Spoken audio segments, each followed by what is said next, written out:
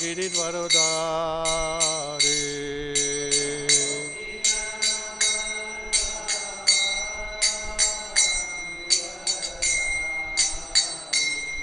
Gopi janavallabha giridvarodhare.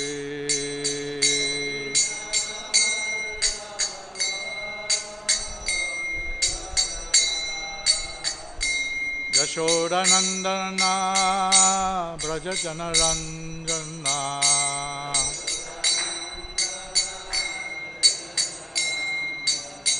Yashodanandana brajajanaranjana.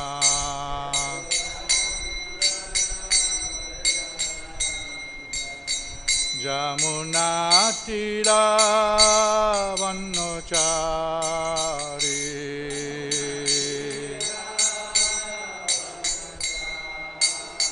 Jamunatira vannochari.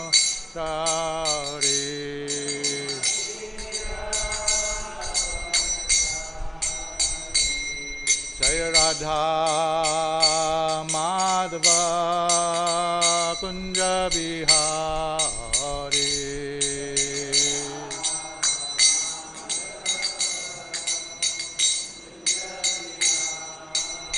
Jaya Radha Madhava Kunja Bihari.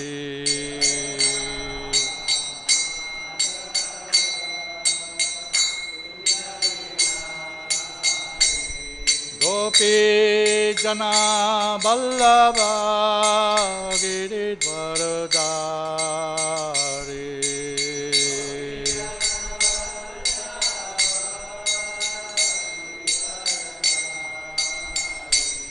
Gopi Jana Vallabha giridvarodhare.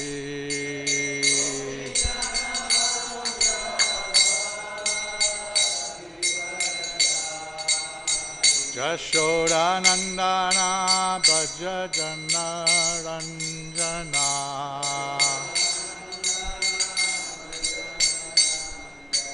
Yashodanandana brajajanaranjana.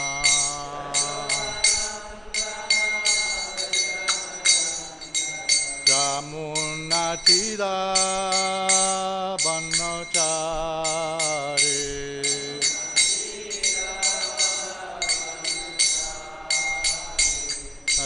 Radha Madhava Kunja Bihari.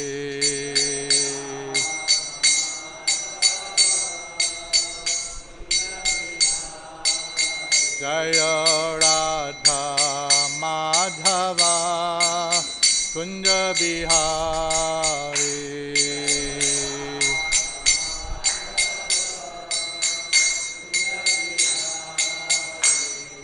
Gopi Jana Vallabha giridvarodhare.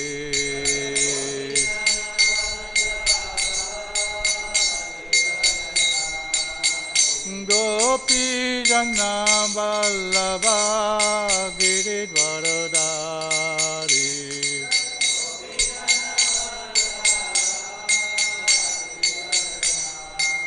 Yashodanandana brajajanaranjana. Yashodanandana brajajanaranjana. Jamunatira vannochari. Jamunatira vannochari. Jaya Radha Madhava Kunja Bihari.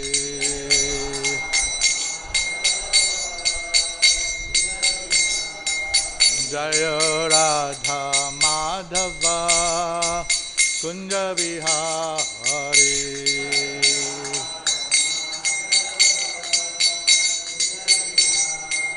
Jaya Radha Madhava Kunja Vihari.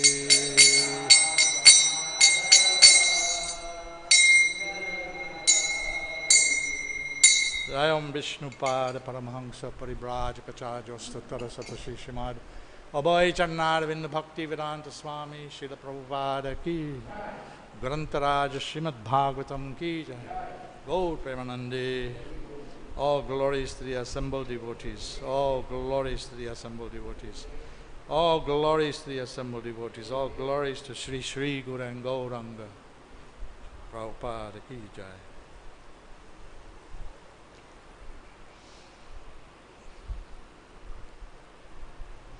Om Namo Bhagavate Vasudevaya. Om Namo Bhagavate Vasudevaya. Om Namo Bhagavate Vasudevaya. Reading from the first canto, chapter 16, text 11.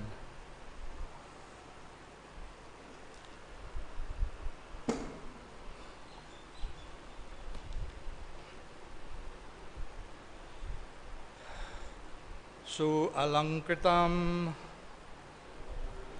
śyāma-turaṅga-yojitaṁ svalaṅkṛtam śyāma-turaṅga-yojitaṁ ratham mṛgendra-dhvajam āśritaḥ purāt mṛgendra-dhvajam āśritaḥ purāt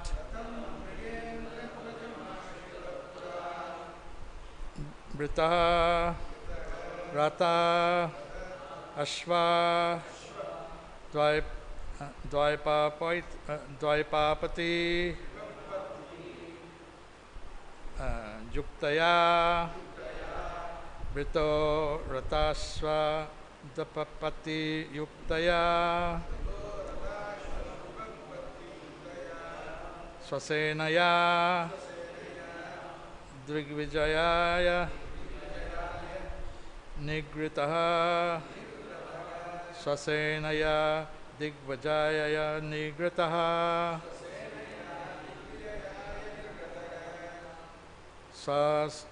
svalaṅkṛtam śyāma-turaṅga-yojitaṁ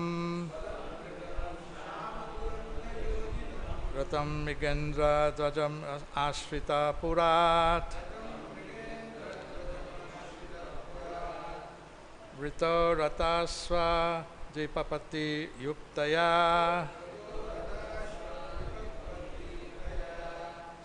sva-senayā digvijayāya nirgataḥ svalaṅkṛtam śyāma-turaṅga-yojitaṁ ratham mṛgendra-dhvajam āśritaḥ purāt vṛto rathāśva-dvipapatti-yuktayā sva-senayā digvijayāya nirgataḥ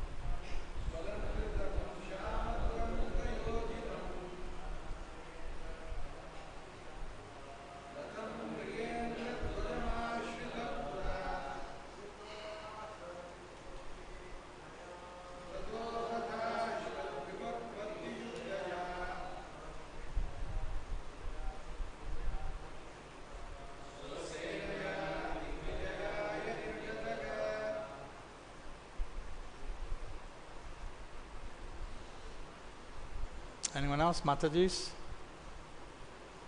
No?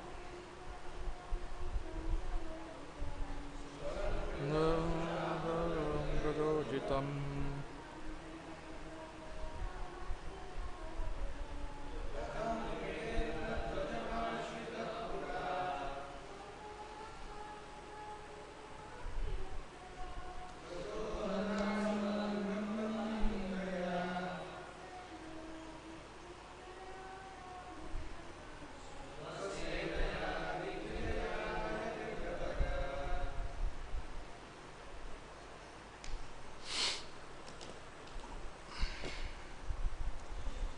Su-alaṅkṛtam, very well decorated. Śyāma, black. Turaṅga, horses. Yojitam, tackled. Ratham, chariot. mṛga-indra, lion. Dhvajam, flagged. Āśritaḥ, under the protection. Purāt, from the capital. Vṛtaḥ, surrounded by. Ratha, charioteers. Aśva, cavalry. Dvipapatti, elephants. Yuktayā, thus being equipped. Sva-senayā, along with infantry. Digvijayāya, for the purpose of conquering. Nirgataḥ, went out. Translation and purport by Srila Prabhupada. Mahārāja Parīkṣit sat on a chariot drawn by black horses. His flag was marked with the sign of a lion. Being so decorated and surrounded by charioteers, cavalry, elephants and infantry soldiers, he left the capital to conquer in all directions. Mahārāja Parīkṣit is distinguished from his grandfather Arjuna, for black horses pulled his chariot instead of white horses. He marked his flag with the mark of a lion, and his grandfather marked his with the mark of Hanumanji. A royal procession like that of Mahārāja Parīkṣit, surrounded by well-decorated chariots, cavalry, elephants, infantry, and band, not only is pleasing to the eyes, but also is a sign of a civilization that is aesthetic, even on the fighting front.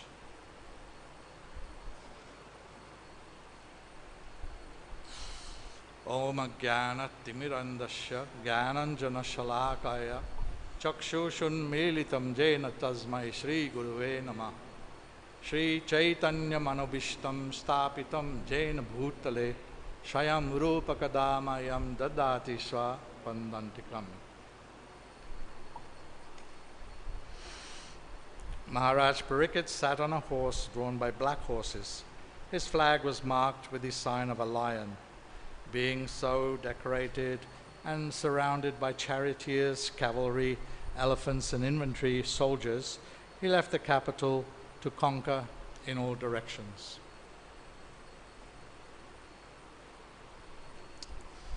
Hare Krishna. So, this is the section of the Bhagavatam, the beginning of the Bhagavatam, which is outlining the arrival of the age of Kali. This is when Kali started. It's kind of a in-between stage. Parīkṣit Maharaj was the king, the emperor of the world. He was very well established and well situated. There was no problems in his kingdom, and even all the surrounding kings were subservient to him. They didn't want to get involved with clash or fighting with him. Nevertheless, he started to see some signs which were not very pleasing to him. As the king, it was his responsibility to ensure that everything was going on very nicely in the kingdom. That was his business. As the king, the kshatriya, he had to protect the kingdom, protect the citizens. And he saw that some strange influences were beginning to penetrate into his kingdom. So he decided to go out and do something about it. So he got his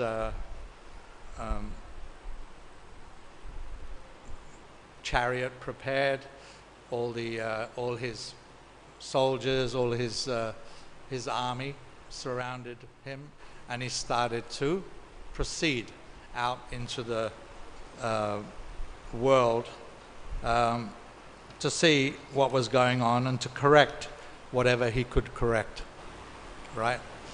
That was his business. And there's a couple of points that we can discuss. One point is that he's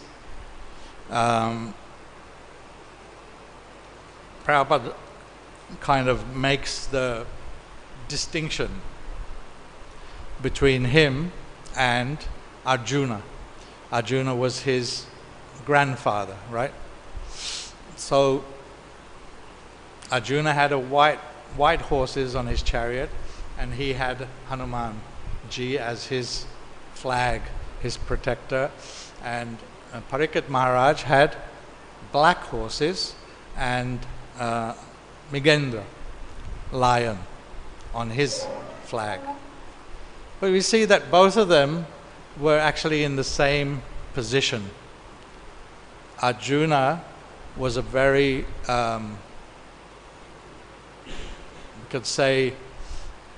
we could say advanced, but not really advanced. He's situated and in an eternal relationship with the Supreme Personality of Godhead, Krishna.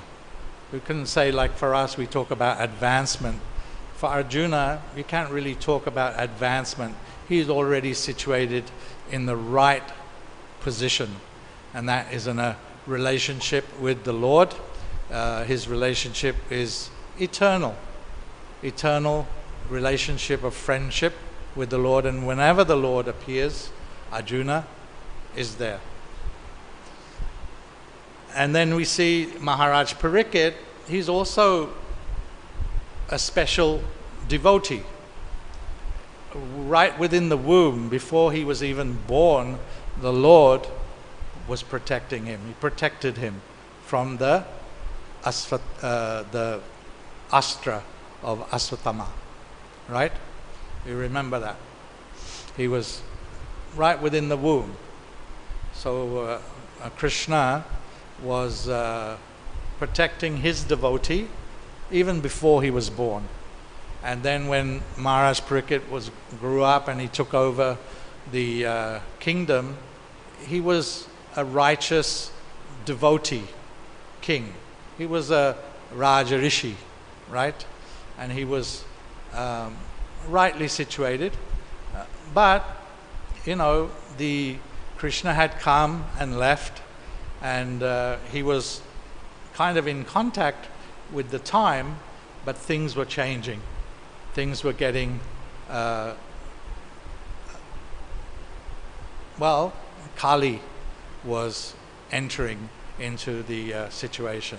The age of Kali was about to begin. So both of them, Mahārāja Parīkṣit and his grandfather, were superlative, you can say, devotees of the Lord, special devotees of the Lord, in their own category, not aspiring, like we are aspiring devotees, right? Well, some of you may be devotees, but most of us We are aspiring to be devotees. We want to be devotees. We want to come to the platform of pure devotional service to the Supreme Personality of Godhead, Krishna. And so we are taking up the process of that sadhana bhakti. But these devotees, they're in a different category. They are already established in their relationship with the Lord.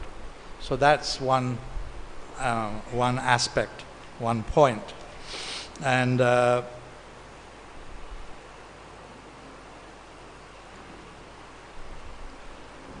other point that Prabhupada is making, that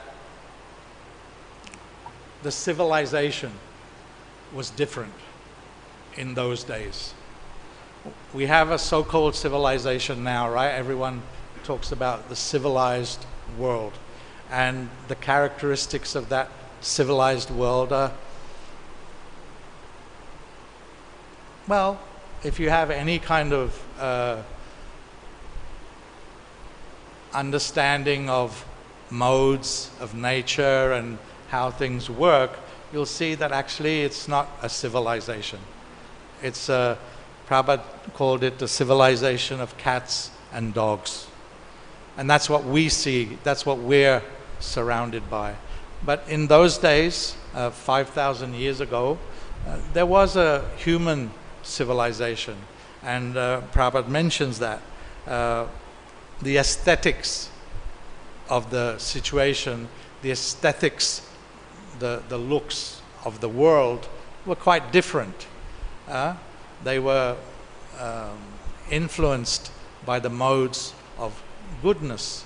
And there was an aesthetic about, even when you went to battle, even in the situation of battling, going out to fight, there was a certain aesthetic.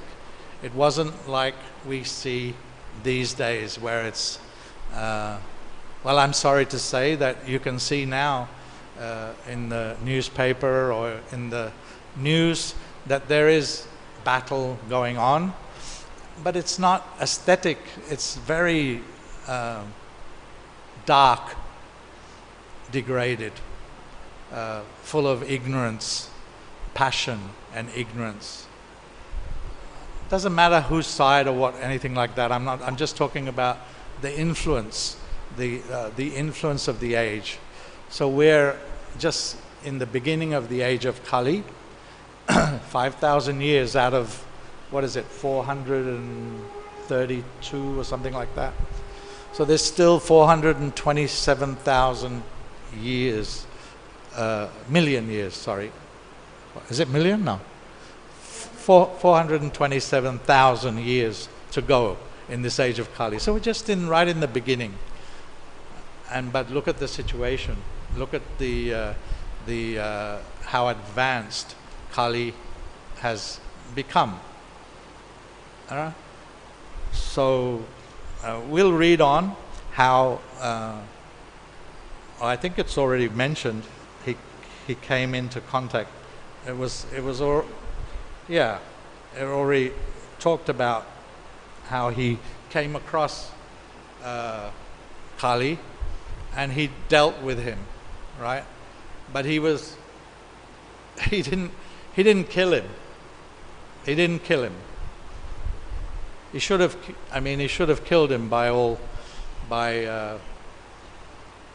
if you look at it externally, because he was doing very bad nonsense, right, with a cow. But he didn't kill him.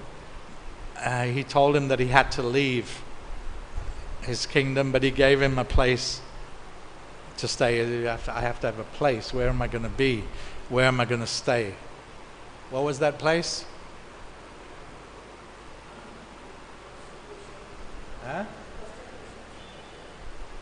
Gold is mentioned, where there's gold. And was prostitution mentioned? I don't think so.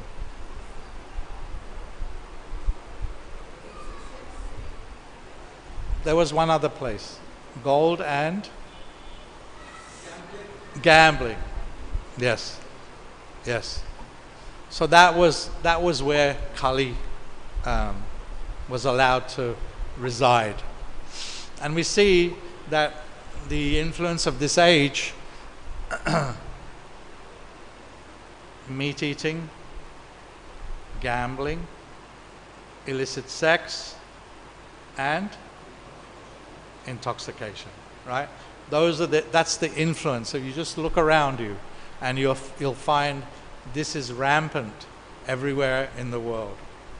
And therefore, as devotees, we resolve, we vow to keep those four influences out of our lives. We're not interested, or we shouldn't be interested in those influences. Of course, Maya is always testing us, trying to trip us up, and so this is going on. This is a constant to and fro for the devotees until you climb up to the higher stages of devotional life. This anatta nirviti stage, where we're trying to remove all these influences from our life and all these anarthas that we're full of. But those four things, our acharyas and Srila Prabhupada has told us that we have to vow, or we do vow at the time of initiation, that we're not going to indulge in those four activities, because those four activities are the activities which this age is steeped in, and which are going to drag us down into and under the influence of Kali. And we don't want that, right? That's why we're here. That's what we're doing. We're trying to purify ourselves, purify our hearts, and come to the stage of liberation, so that we can take up pure devotional service. We're not engaged in pure devotional service. We're engaged in mixed Mishra Bhakti, it's called. We're engaged in Mishra Bhakti. Pure devotional service is unmotivated and uninterrupted.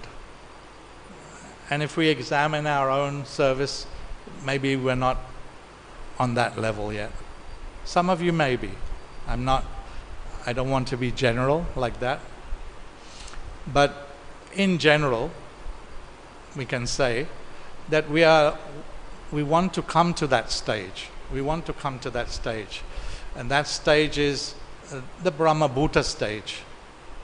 When you come to the Brahma Bhuta stage, when we can reach that Brahma Bhuta stage, then we can take up pure devotional service of the Lord.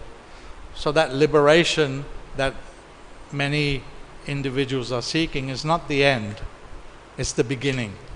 It's really the beginning of our real life. It's the beginning of our real life. This life that we're leading is not real. It's temporary. I mean, the impersonals say it's not real at all, right? They're Mayavadis, they say it's Maya. But we understand that it's not real because it's temporary. It's not our original position. What's our original position? Our original position is Satchit Ananda. So that Satchit Ananda Vigraha is covered over by the 8 material elements. And so therefore we have these bodies. And so under the guidance of the devotees, under the guidance of the acharyas, under the guidance of the spiritual masters, we are taking up a process of purification. So we chant the holy names of the Lord, which is highly recommended for this age. and we engage in other activities, Shravanam,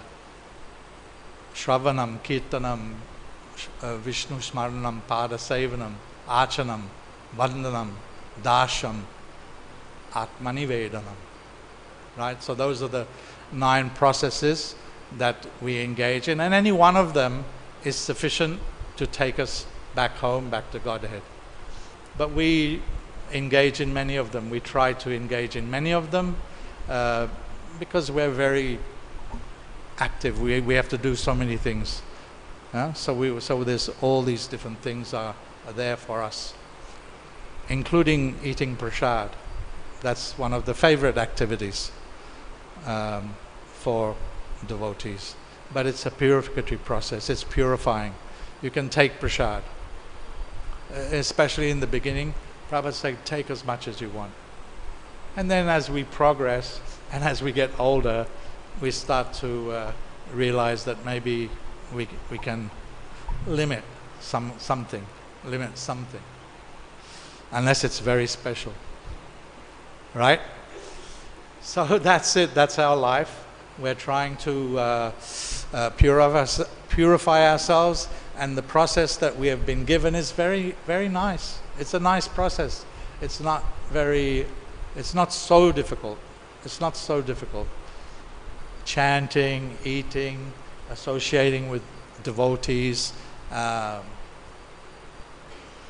engaging our talents or our qualities in the service of the Lord, in the service of the mission. It's not so difficult. We have to do something. So why not do it for the Lord? Why not do it for the Lord? Why do we only have to do it for ourselves?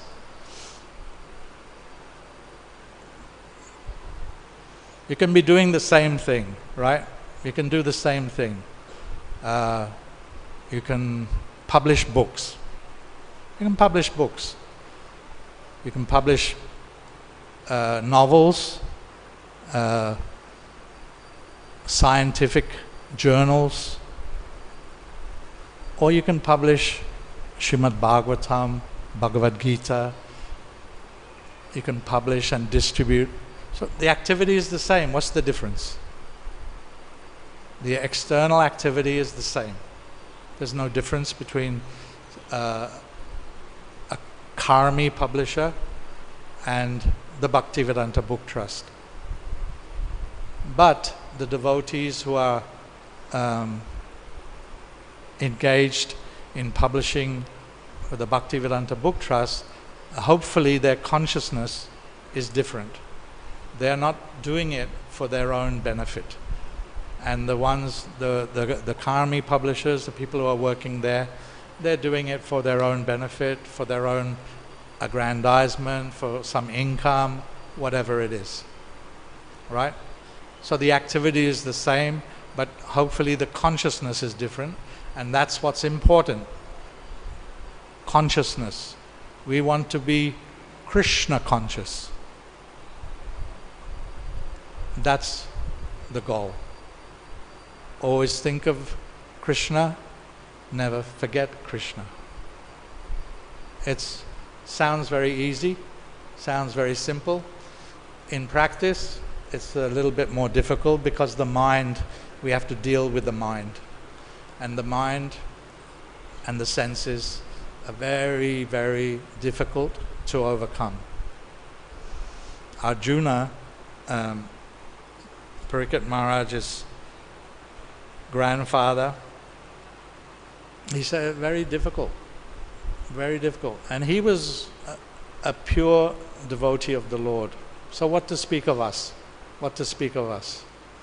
So there's a process that we can follow to control the mind. We have to take it up. Always, the mind is always going, looking for something. We want to see beautiful things. We want to eat beautiful things. We want to taste beautiful things. We want to smell beautiful things. Okay, do it, but dovetail it. Dovetail it. Smell the beautiful flowers that are offered to the Lord, the beautiful garlands and flowers. Taste the prasad that's offered to the Lord. Right? Speak about the Lord. Talk about Him. We love to talk. We love to talk. And talk about the Lord. Talk about the devotees. So everything you do, you can dovetail it. You can connect it to Krishna. And unless you're connecting it to Krishna, it's a waste of time. It's a waste of energy. Don't bother. If you want to be a devotee. If that's not your goal, then just go ahead. But if you want to be a devotee, Krishna says anything else is just a waste of your time.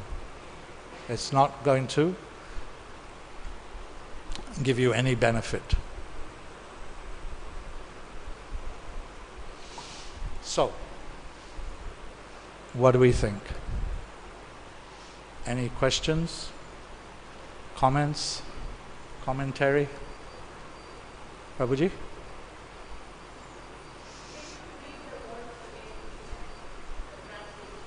Sure.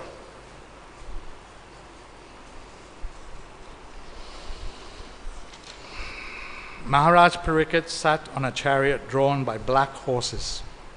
His flag was marked with the sign of a lion. Being so decorated and surrounded by charioteers, cavalry, elephants and infantry soldiers, he left the capital to conquer in all directions.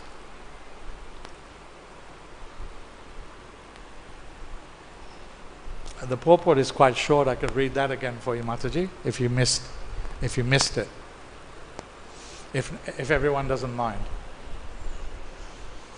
Mahārāja Parīkṣit is distinguished from his grandfather Arjuna, for black horses pulled his chariot instead of white horses.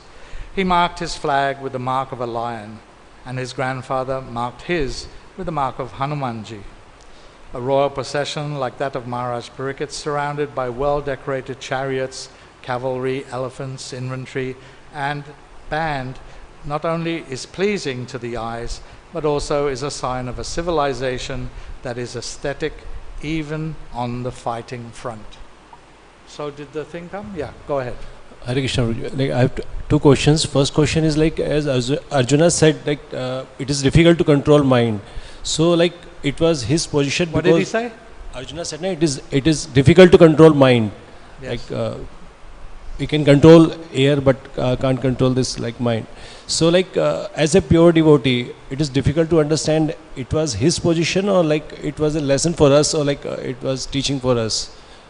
What do you think? Actual Arjuna, because he was a pure devotee, for him to control mind, I think it's not a difficult thing. So he was teaching us, so it was his actual position. Yeah, I'm not really hearing you properly. Are you saying that Arjuna was a pure devotee, and therefore he had no problem controlling his mind, exactly. but it was doing it for our benefit? Is that what you're saying? Yeah. Yeah, you can say that. You can say that. It was a teaching exercise. Krishna and Arjuna on the battlefield of Kurukshetra in the middle of the two armies, Arjuna exhibited some attachment to family, right? But yes, as a pure devotee of the Lord, he didn't. He wouldn't normally be in that situation or in that position, right?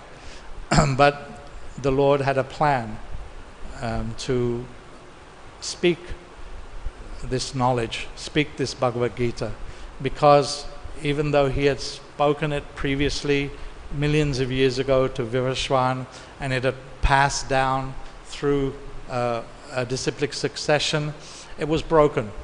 The line was broken. And so Krishna wanted to re-establish that line. And so you could say that yes, it was a play on words.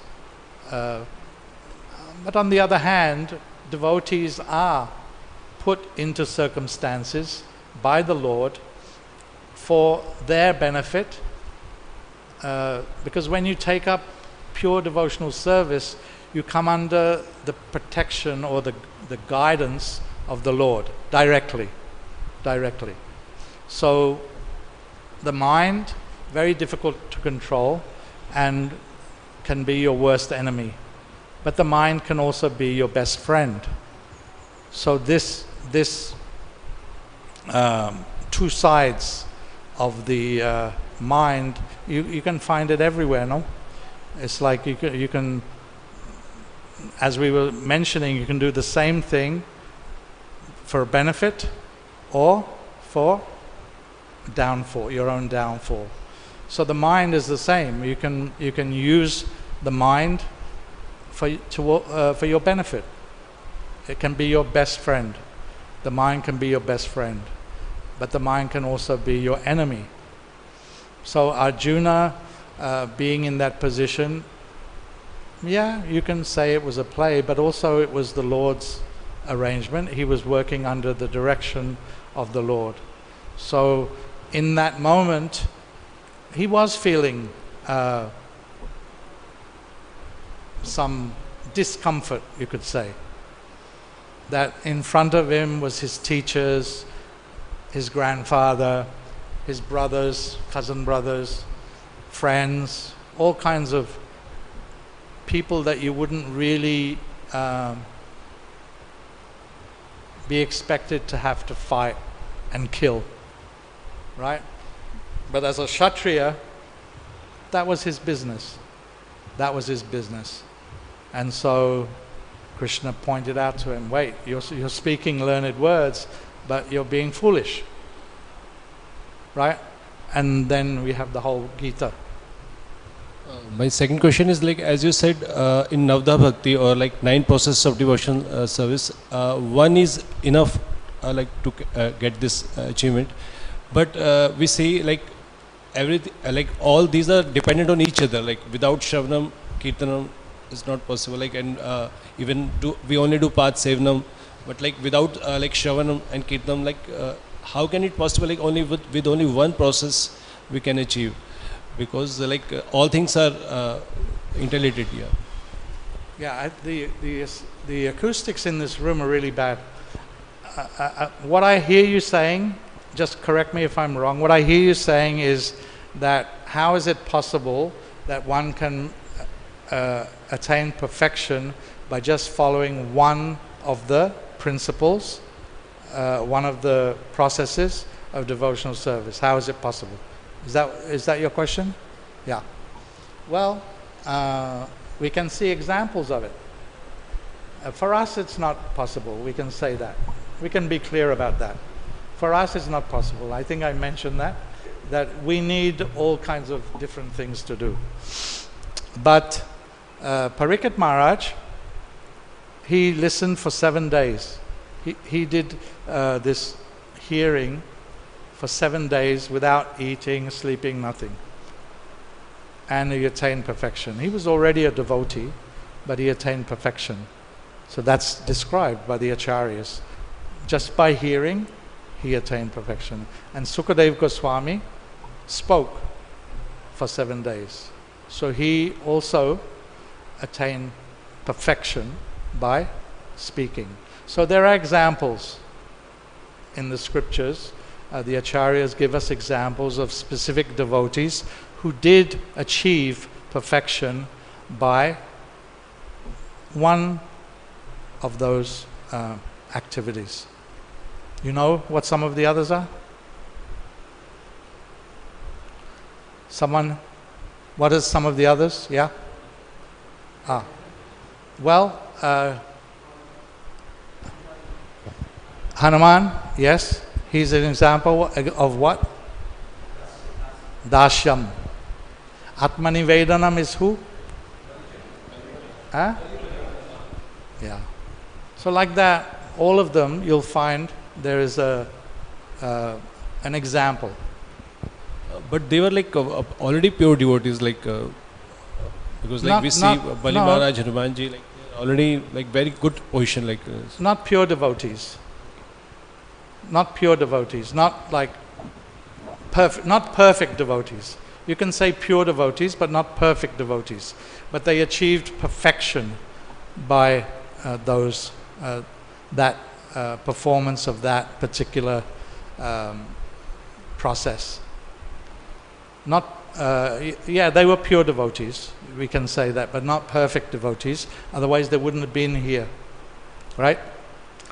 So they achieved perfection, and this is what the acharyas are telling us. So, but I can accept and agree with you when we say that we cannot do that.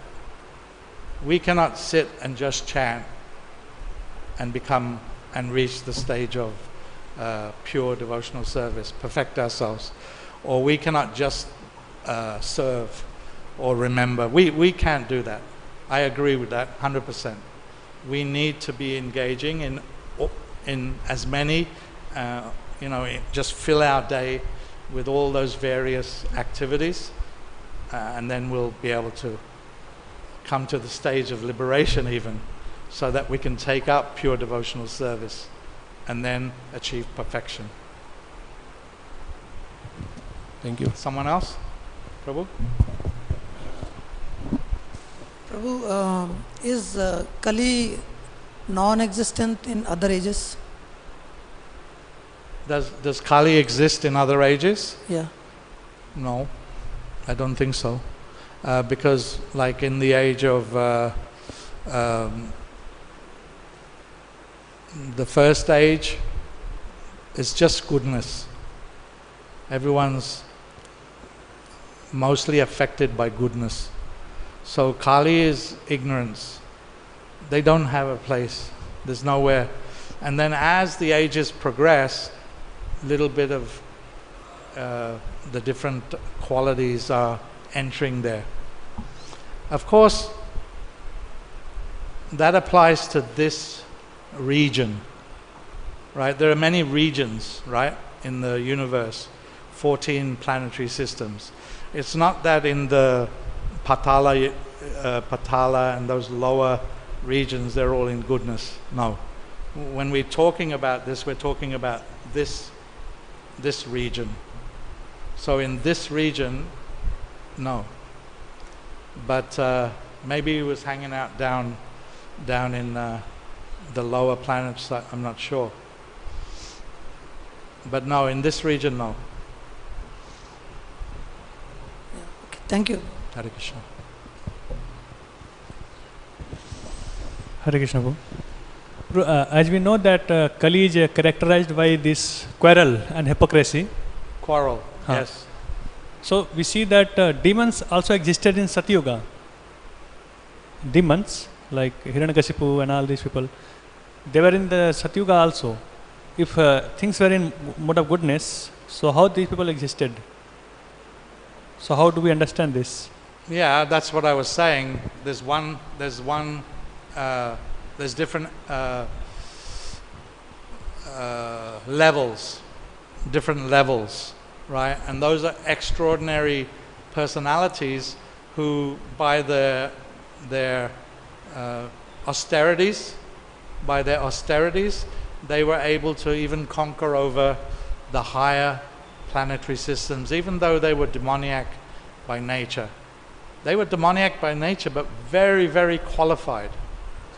If you read the descriptions of those personalities, they're very qualified and learned in the Vedic knowledge, and able to understand, but they used it for their own purposes, right? So they were extraordinary situations. But like I said, in those lower planetary systems, the demons live down there. There's demons there all the time, always down there. It's not that even in the other ages there's no demons. They're there. They're there, and they're constantly trying to come up and interfere with what's going on in the higher planes, and generally they don't have that opportunity. Whereas in Kali, they can infiltrate. They can infiltrate. We don't see big demons like that though, even in Kali. But there's lots of demons. Just look around. Just look around. All right. Is that a question, Mataji?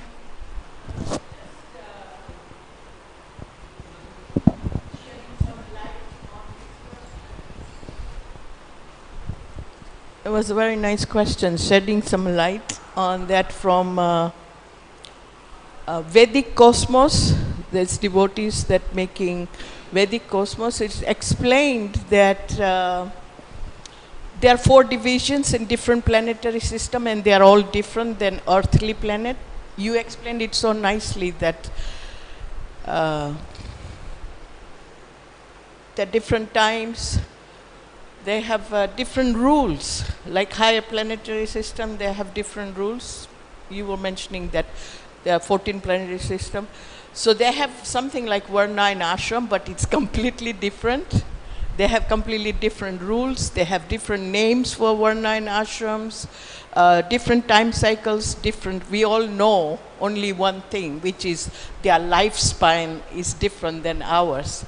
But actually there is so much more details on the higher, even just the higher planetary system. So the best thing is if you study those. Now many devotees are doing Bhagavat cosmos, Vedic cosmos, Vedic cosmos, and different titles.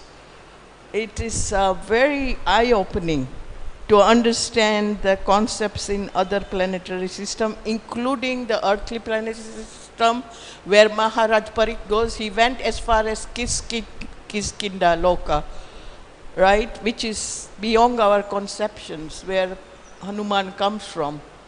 But it's still planetary, it's still our system, yet it's Correct. so different. Thank Correct. you very much. Hare Krishna. Hare Krishna. All right. Any last question?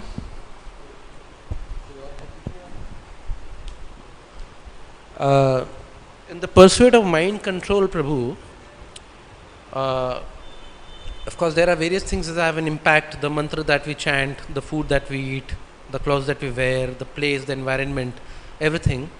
And we know in the Bhagavad Gita it's mentioned about the 3 types of food: Rajoguni, Satoguni and all.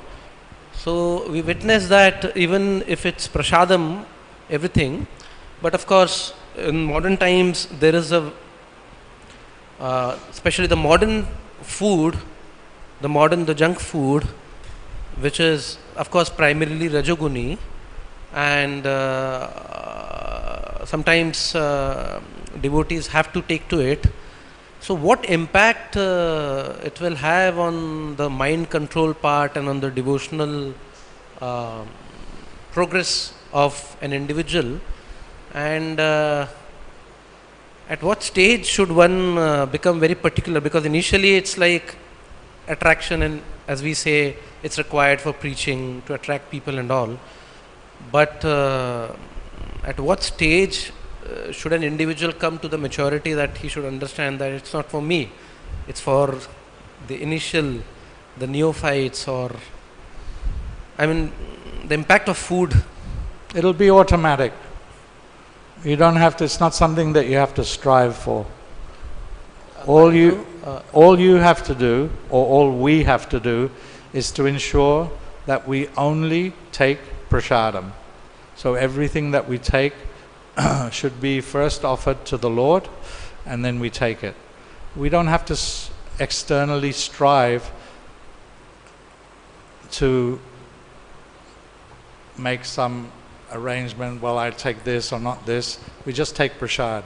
But automatically, as one becomes purified, one will automatically, as I said,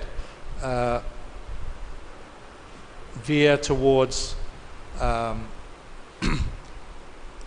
more sattvic foods.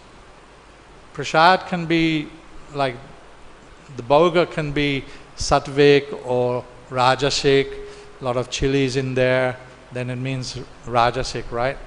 A lot of chilies in there, or there can be different modes before it's offered. Once it's offered to the Lord, assuming that it's all acceptable, then it becomes prasad, and you can take. One very important word you said, acceptable. Normally even a human child has an option to reject things which it doesn't like. So it's the Lord finally, and the Lord says, out of devotion, if somebody offers me something, I'll take it. So once the devotion is there, then of course at the priority should be Lord's choices. But if I want to have something, if I want to sell something, and I want the Lord to have it, so is the Lord not at an option to reject if he doesn't want, and something that is not as per his standards? Like, I mean, the Lord would always love to have makhan, misri and those kind of stuff, at least in Braj. So somebody, just for the sake that he wants something, to eat something, is the Lord like compelled to accept it? Because there certainly the taste of my tongue is becoming at a priority, which is definitely minimizing the surrender part. The Lord is not compelled to do anything, but he does out of love for his devotees. He accepts what they offer. Even the example of the Lord accepted the skin of the banana from his devotee, or from Sudama, just some grain of chipped rice he accepted. So the Lord, he accepts what you offer. Patram pushpam phalam toyam. Whatever it is, you offer it with love. Even if you offer it without love, he's going to accept it. I think you can be assured of that. Now, then you come to the details. The details are, well, I like this kind of preparation, so I'm going to prepare this kind of preparation, and then I'm going to offer it to the Lord. Anything wrong with that? Anything wrong? Huh? He says sense gratification is involved there. I like something there's lesser devotion and more of sense gratification. There's something wrong with it, right? But nevertheless, the Lord will accept it. Because the Lord says that there's different kinds of people who come to me. Even someone who's just coming to the Lord for getting something. Someone's poor, they don't have enough to eat. They come, they join the temple, they start doing activities. The Lord accepts them. So the Lord accepts the offering. And then I said, automatically, as one becomes purified, then you start to make changes yourself. And it's an automatic thing. From within the heart, as the heart becomes purified, you know, where there's light, there cannot be darkness. Right? Krishna Surya Sam, Maya hoy andakar, Jahan Krishna Tahan Maya, Nahi Adhikar. You cannot stand, darkness cannot stand where there's Krishna. So as you become purified, as the heart becomes purified, automatically the Satchitananda form, your Satchitananda form, starts to shine. And so automatically all those anarthas, all those bad influences will drop away. We cannot say that, well, I prepared this preparation because I like this what I want to eat, and so I'm not going to offer it. There's no point. I made it for myself, I won't offer it. No. You made it for yourself, but you offer it anyway. Whatever you do, do it in connection with the Lord. And that is what's going to purify you. Whatever you do, whatever you eat, there's the verse, I mean, Krishna says it himself. Whatever it is, you do it for me. And by that activity, you will become purified. So all I'm saying is that you know, these things are there, but you don't have to externally strive for it. It will come. And if you want to externally strive for it, do it. It's okay. That's also okay. But don't make a philosophy out of it. Yes. That's what I'm saying. Prabhu, just one last question, one last confusion that happened with me. I mean, of course, initially everybody is at this stage only. What happened like is, I mean, as everybody loves ice cream, I would also love that, and you know, mentally offering and then having it. But then suddenly I explored that the modern ice creams, I mean, they cannot be generally made without gelatin, which is derived from cow slaughter. So gelatin is required in modern ice creams, and it's very rarely that somebody, these big corporates would go in for a vegetarian system, because in general that is there. So I explored that, and I had, I mean, a lot of evidences confirmed that to me.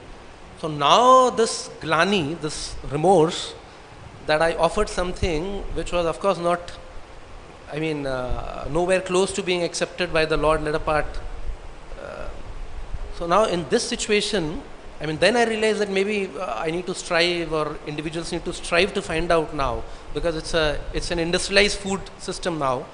It's not because food in general in the earlier ages was not in the hands of industries.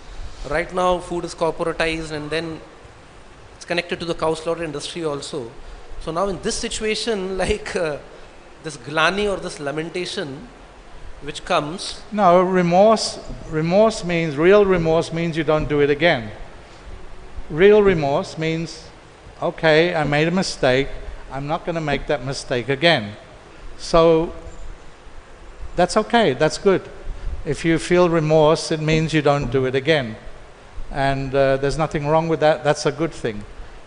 That's positive in your life. So what's the problem? What's the problem? The risks ahead, because this is not just one isolated product. The entire trend or the entire system is where an individual generally cannot find out what is good to offer, what good not to offer. And it's not so difficult, Prabhuji. It's not so difficult. I mean, it's very horrifying when I found the details. And but then it's not so difficult, because you can find sattvic food everywhere, and you can make it yourself. Yeah, making it oneself. Yeah, so you can make it yourself. So there's no problem. Without being dependent on external emulsifiers and there's external no problem. Additives, right? There is no problem. You might be in a situation where it's not possible, but here in Mayapur it's 100% possible. There's no problem. So don't worry about it, just go ahead and purify your life and become Krishna conscious. Hare Krishna. That's the goal, Thank you. not to become an eater of pure food. That's not the goal. The goal of life is not to become an eater of pure food and perfect food. That's not the goal of life. The goal of life is to become Krishna conscious, and eating sattvic food is just one. Yeah, I mean, whatever contributes to that. So if something is a hazard to that, definitely we have to, I think, take into account the main goal. It's not that important. Just believe me, because it's not that important. If it's important to you, no, you just follow it. Of course, not the goal, but if it is a hazard to the main goal, it is. If it's a hazard to the main goal, no problem. I'm not arguing with you. I'm just saying it's not the samam bonam. Of course, that's it. All glories to Srila Prabhupada. Hare Krishna.